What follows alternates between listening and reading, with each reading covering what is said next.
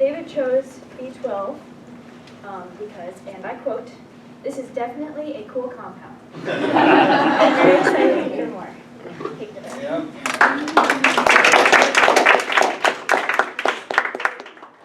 Hello everyone, let's begin. Today my discussion is going to be on vitamin B12.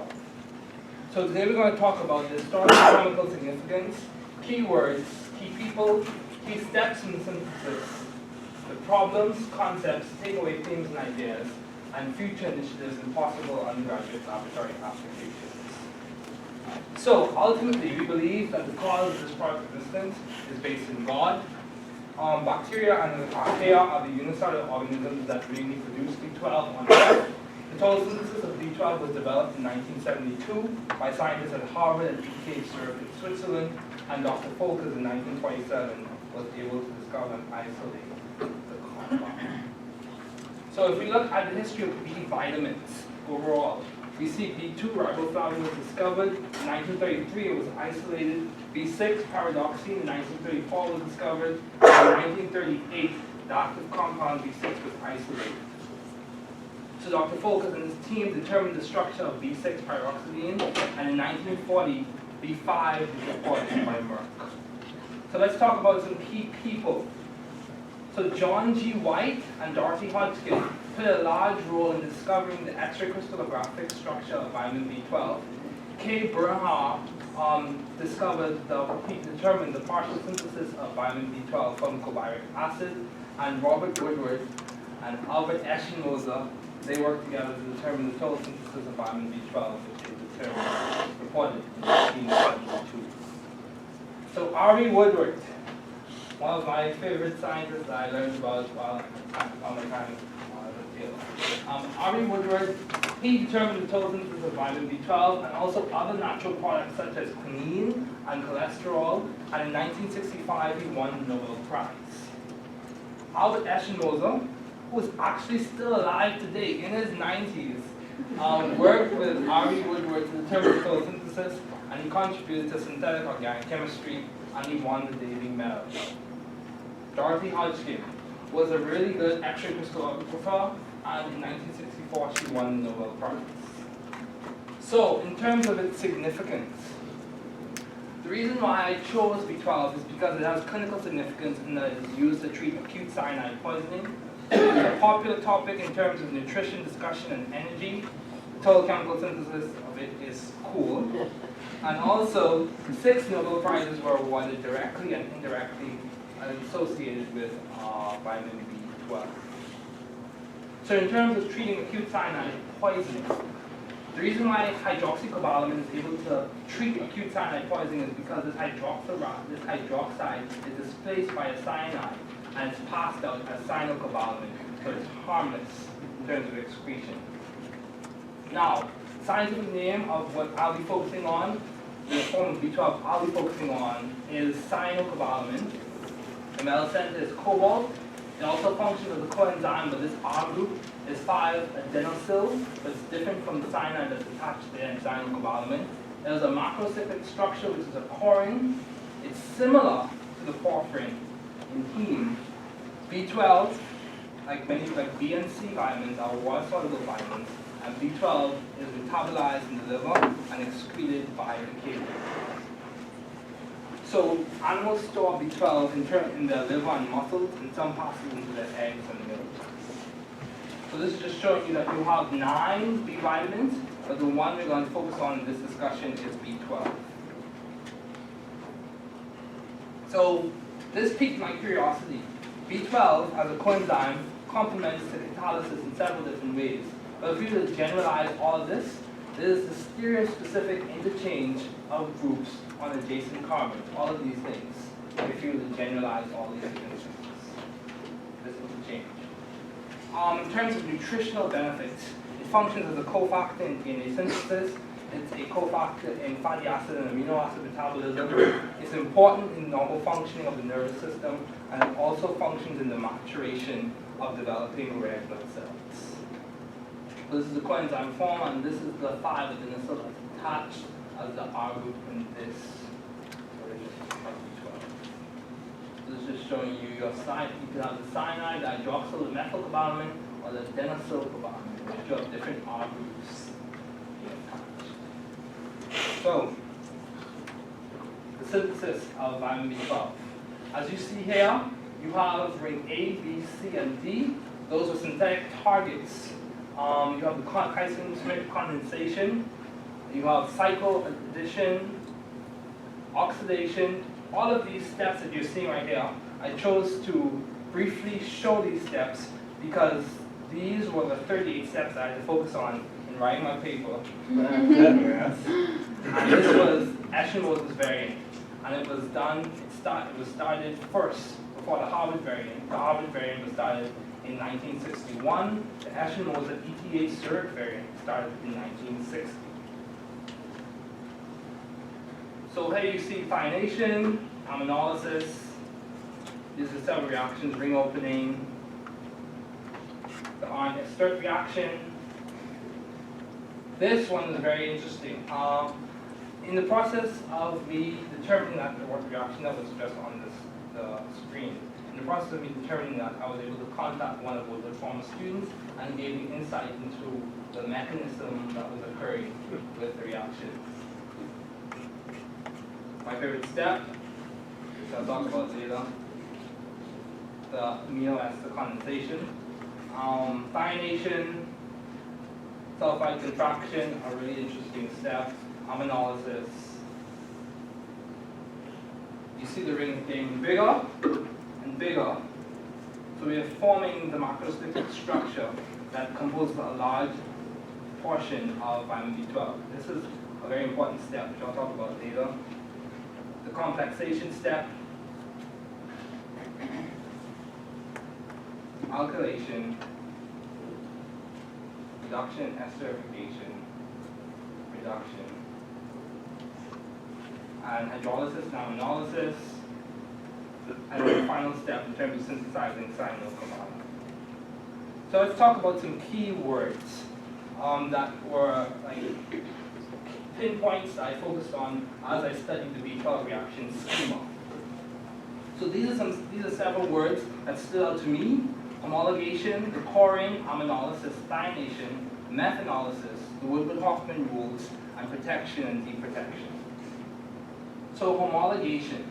This is primarily, the main idea I take away from this is this occurs when the repeated structural unit is increased, and in this schema, the repeated structural unit was the methylene or the CH2 group. Excuse me. Now we have the macrocycle, which composes a large portion of the vitamin B12 molecule, and this is a corin, which is different from the porphyrin. One difference is the porphyrin is larger. Now we have aminolysis, which was a step that was repeated in the total schema of vitamin B12, and you can see the difference that you have occurring here. You have an alkylated amine being converted to an overall amide molecule. And then you have thionation. The main thing to take note of here is you have a carbonyl being converted to a thiocarbonyl, in which you have the oxygen in the carbonyl being converted to a sulfur. And then you have methanolysis, in which you have methanol. This is just showing you an example from the schema in which you have methanolysis occurring. But methanolysis in general is when you have methanol functioning as a nucleophile, similar to how water functions as a nucleophile in hydrolysis. Now, the Woodward-Hoffmann rules. One thing to take away from Woodward-Hoffmann rules is it gives us insight into the mechanisms of some of the reactions in the schema. And also, it tells us that reactions, whenever possible, proceed through aromatic transition states. So if we look at this mechanism, if you go in the forward direction, you see protection with ethylene glycol, and if you go in the reverse direction, you see deprotection. So key steps in the synthesis. Yes. Yes. Lord of the Rings. 12, almost like Lord of the Rings. It's almost as if they were being told, you shall not synthesize, but they still did. So it took them 12 years, but they still did it. Now, as I mentioned already, You have two different variants, the 1960 variant, which was started at ETH Zurich, and the 1961 variant, which was done at Harvard. It was collaboratively pursued in 1965. And the interesting thing to note is it required the work of 91 postdoctoral fellows and 12 PhD students from, I think, 19 different nations. Now, as you see here, you have A, B, C, and D, and you have the coring microscopic structure. Now, I chose to put this in the presentation because there are some similarities between the Woodward variant and the Eschenmoser variant, in that you have similar intermediates in which you have the cyanobromide, and then you have this dialdextrin, which is similar in Eschenmoser variant. So you have similar reagents and intermediates, both involve joining the rings, but the differences occur in the two different variants is that you have the closure, the cycloisomerization reaction occurring between rings A and B in the Harvard variant, whereas in the ETH variant you have ring closure at A and D. And this occurs by a photochemical process involving a frequency of light. The stories of the rings. So I chose to work through the synthesis, study photosynthesis, and I picked out key steps that were my favorite from my studies of organic chemistry and just made a lot of sense to me in terms of the mechanism. So you have the Claisen-Smith condensation in which you had ethyl methyl ketone reacting with acetaldehyde, and then you had the ring opening and the thionation step. All three of it stood out to me. Again, one thing to take note of in our synthesis of all 4 ring precursors of vitamin B12 is that all involve the first step being Claisen-Smith condensation, and you have thionation in this case. You have thioesterification and reductive decarbonylation by a metal catalyst, and Claisen-Smith condensation, and this step, as I mentioned, I got insights in this from Scott Schreiber, who was a professor who was a former student of R.B. Woodward. Now, my favorite example from the entire synthesis of vitamin B12 was the amino ester anomine condensation with a sulfide interaction using alkylated coupling. And as you can, if you look at this picture, you see that there's some differences in that this is written in German. Yes. It required me doing a little bit of translation by Google Translate. I didn't get what they were saying, but it was worth it because as I looked through it, I got more insight into what was happening mechanistically with the reactions in the schema. So some key problems that these people faced when they were synthesizing vitamin B12. The introduction of the metal center, cobalt, that was a challenge. They used cobalt chloride. The closure of the macrocyclic ring, which makes sense because the two different variants, the 1961 variant done at Harvard and the 1960 variant done at ETH Zurich, they close the ring in different ways at different places. The ester differentiation, because if you look at cobaric acid, which was the synthetic target, if you look at cobaric acid, it has several different ester groups. So you have to choose between whether you're going to protect one and then react the other, or deprotect one and then deal with the rest. You have the introduction of the methyl group at the bridges, specifically at ring A and B and between C and D. And then you had to restore the lost stereochemistry that occurred during the total reaction schema. So this is showing you the methyl groups at the bridges. How they approach these problems. So the main things that they did was they worked with each other, and they did an exhaustive study of the relationships between various isomer bioethers. And this was something that stood out to me. In all of this, it required them using every conceivable precaution in respect to purity of reagents, exclusion of oxygen and moisture, and they had to do this with the greatest possible speed. Talk about a tough synthesis. Huh? Can you imagine trying to do this in the lab over the semester? This would be really hard. Luckily, I didn't have to do it. Yeah. They used rigorous stoichiometric relationships, which makes a lot of sense because the reagents are expensive and they need to be specific. Now, key concepts I want you to take away from this presentation. Now, you have condensation, contraction, compensation, elimination, reduction, and the implications of the woodward-hoffmann rules. So in this example right here, you have condensation occurring, which basically is two molecules coming together and you result in the release of one. In this case, you have water being released. This right here is the sulfide contraction, specifically Eschen-Moser sulfide contraction, which is a key step in the joining of rings A and D and B and C in the macrocyclic structure for vitamin B12. Complexation, very important because cobalt plays a big role in determining the biochemistry of B12. Elimination was a key step. Reduction was also a key step. And the implications of the woodward-hoffmann rules, it helped inform what will occur in different cytoisomerization reactions, specifically the 80 variant, which was the Harvard variant. Some takeaway themes and ideas. Science is collaborative. That was one of the things I recognized as I read through the research and looked through the literature. All of those people work together on this one specific research project.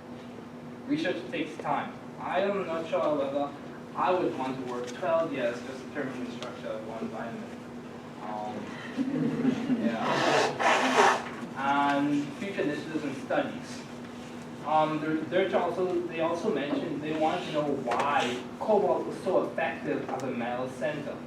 I think more undergraduate applications can come about from this because you can learn a lot. You basically cover like a series of reactions, some of which you study in 2 semesters of organic chemistry, 1 and 2. And considering how vitamin B12 is mass produced currently using microbial fermentation, I think more studies can be done in terms of efficiency and mass quantity studies. Now, this is what it took me a while to figure this out, to muddle through it, and figure out where can I possibly fit in an undergraduate laboratory application, or suggest one, I should say. Now, instead of suggesting going from hydroxycobalamin to cyanocobalamin, which is what takes place in the body, that's why they use hydroxycobalamin as a treatment for acute cyanide poisoning. Instead of suggesting that, I suggested that we convert cyanocobalamin to hydroxycobalamin. And the reason why I suggested that is because it would be a challenge to introduce or use cyanide due to its toxicity, even though it would be easy to do the reaction due to the toxicity of cyanide that causes some concern, especially in undergraduate laboratory settings. However, cyanocobalamin, which is vitamin B12, which is easily accessible because it's found in different entrants and it's also found as a chemical. It can be easily found, and hydroxycobalamin is used in medical settings. So it can be easily accessed. Also, cyanocobalamin is oxidized to hydroxycobalamin through the use of absorbic acid, which I saw in this study right here. And also, under a specific frequency of light, namely ultraviolet light, cyanocobalamin is converted to hydroxycobalamin. So there are many ways to do this, and we would be able to confirm that we carry out the reaction through the use of UV spectrometry. Specifically, if you look at the last peak of the different UV spectra, you see that cyanocobalamin has a third peak at 550 nanometers, but this one has a peak at 526. So the difference in peaks would confirm to us that we achieved our goal in the reaction. Now, in conclusion, overall, in my opinion, the synthesis was elegant and elaborate because Harvard, initially when I started doing this research project for chem thesis, I looked at the Woodward variant, but the Woodward variant had 70 steps. I chose not to use that one. I chose to use the Eschen-Moser variant, which had 38 steps.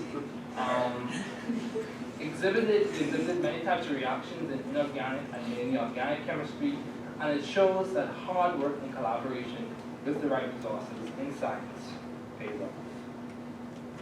Yes, it requires persistence, single-minded, solitary hard work, and a belief in the importance of research problems. All those things are required by science. As I conclude, I would like to thank God, my family, my professors who are all present, and also my friends who are sitting here in the audience. Thank you.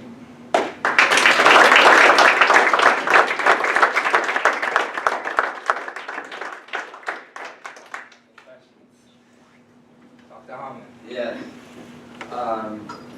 The synthesis is very elaborate and I assume very expensive. You do on an industrial scale. Yes, sir. And I'm wondering, you can buy vitamin B12 supplements, cobalamin supplements. Do they get that from synthesized cobalamin, or is it extracted from a fermentation process or something like that? It's a microbial fermentation. Yeah, okay, that's what I thought. Because that's easier to do compared to this. As elegant and nice as the synthesis may be, it's going to require a lot of time and resources. That's the situation. So it took top scientists to be able to make that compound, isn't it? Yes, sir. So my question to you is, how does nature do that? How does nature do that? In terms of What microbial does fermentation. that tell? This was actually everyone. Okay, can you repeat the question, please? So it took about top scientists, isn't it? Yes, sir. Many years of working on this to be able to arrive at the, to be able to synthesize that compound. Yes, sir. So my question is, how does nature do that? And what does that teach us? Okay, what does that teach us and how does nature do that? Well, from what I understand and from what I've read, I would say nature does it through microbial fermentation with bacteria. And you have several strains of bacteria that they use. So it's through microbial fermentation that produces vitamin B12. And what does that teach us? That teaches us that there are a lot of things that we can learn from in terms of what does it teach me specifically. I think it teaches us that nature in itself can teach us a lot of things in terms of how advanced it is. We also get insight into I think you also get insight as to how complex nature is, and then it also gives us insight into a lot of things that we need to learn. And for me, also, it gives us a great appreciation of nature due to the complexity that it has. So I would say that. Oh, I was going to Yeah, I would say just that. add to what you're saying, though. Yeah, I would say that. I'm going to throw this in. At Ferguson University, I believe one of the things that teaches us is that, God was very intentional and very specific, and it was very, almost magnificent in a way, in that we can look at nature and we can see these things, and then make attempts with groups of people, very intelligent people, to synthesize those things in their lives. So I think it teaches us a lot of things, and those are some of the things it teaches.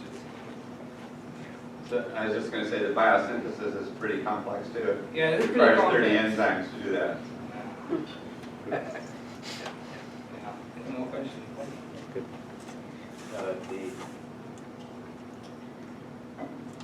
The undergraduate, Application? yeah. Yeah, so you're saying you would get the cyano and then get it back to the hydroxyl? Yes, sir. How is that, so when you have acute cyanide poisoning, you use the hydroxyl, Yes, sir. and so the hydroxyl binds the cyanide, One more time. the hydroxyl carbamide, Is displaced by the displaced by the cyanide. cyanide. Yes, sir. and if you want to get it back, you're using a scoping method. This is one study that what I'm suggesting is to be done in an undergraduate laboratory setting, because this study they used azotic acid to convert cyanocobalamin to hydroxycobalamin. Do you know how that's happening in Do they know how that's happening? there?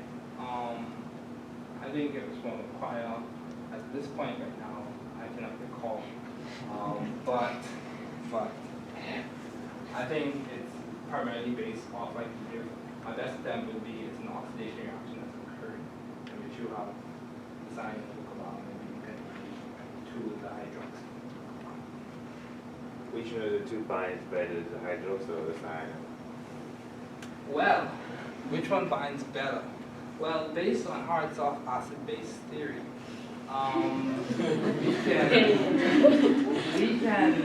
we consider the cyanide binding, because if you look at the table for hard soft acid-base theory, we see that the cyanide is the carbon, it binds to the carbon, and carbon is borderline, and cobalt is also borderline.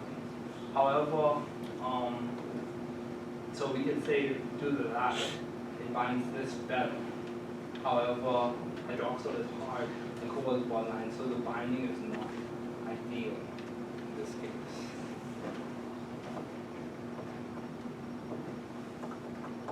Yeah, but it was interesting. It was very interesting. It was very interesting to study cyanocobalamin and to get into how it's complex and that you have this macrocyclic thing being occurring, complex in cobalt. I think it's very interesting as to why complexes and how the ligands attach in different R groups that attach, whether it be hydroxyl, cyanide, adenosyl, or I think it's very interesting. Dr. Cole? Yeah, I think one of the things you'll find is that cyanide, because of the pi bond system, has got an anti-bonding orbital that the d orbitals of cobalt can back bond into, send electron density back into it, which oxygen isn't capable of in the hydroxy group. So that's why that is a stronger bond to the cyanide. It's the same reason the cyanide will kill you if you're messing up your hemoglobin. Yeah, or your other iron enzymes in your system. Is the same issue, the way that interaction. By the way, just kind of an interesting sidelight too, because we were just in Zurich this last month, a couple times in fact. Right, and we just got to Zurich and we're taking public transportation, which in Switzerland is perfect. There is no need for anybody to ever drive a car in Switzerland. But anyway, if you, we got into the airport, get on the transportation to Zurich, and there's some students, obviously, at ETH right behind us, and you could hear the conversation going on. This kind of confirms the international nature of research because, several different languages going on, English being the predominant one, but they're talking about the research problems they're working on and going to be working on and stuff. It's kind of a neat little vignette that we experienced because ETH is right there in Zurich. Yes, and I think for me personally, this was, I think, the first time I ever looked at research papers from a professor from ETH Zurich. So it kind of expanded what I was researching. So it was a nice opportunity in many ways for me, as well as when I had to sit and use Google Translate to look through this paper to gain insight as to what is happening. But it was good. It was fun. I thoroughly enjoyed it and talked about it a lot with my friends. Yeah, it was fun. This was a fun project. All right.